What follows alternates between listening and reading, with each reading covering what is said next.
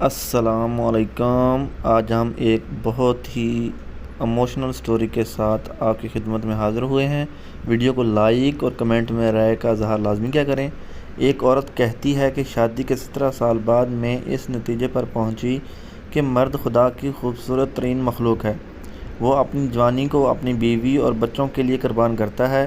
یہ وہ ہستی ہے جو پوری کوشش کرتا ہے کہ اس کے بچوں کا آئندہ مستقبل خوبصورت اور اچھا بنے، لیکن اس قربانی کے بدلے ہمیشہ اس کی سرزنش کی جاتی ہے۔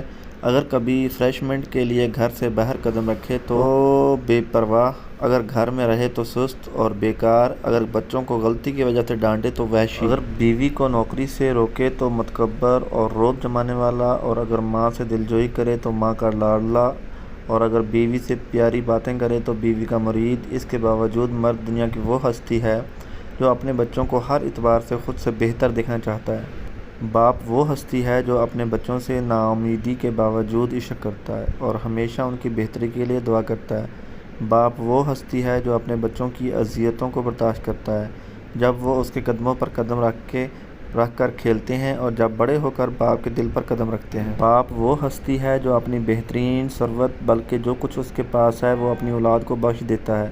اگر ماں اولاد کو 9 مہینے پیٹ میں اٹھاتی ہے تو باپ پوری زندگی اپنی تگ و دو اپنے دماغ میں لیے پھرتا ہے۔ دنیا اچھی اور خوبصورت ہے جب تک گھر کا سرپرست سلامت ہے۔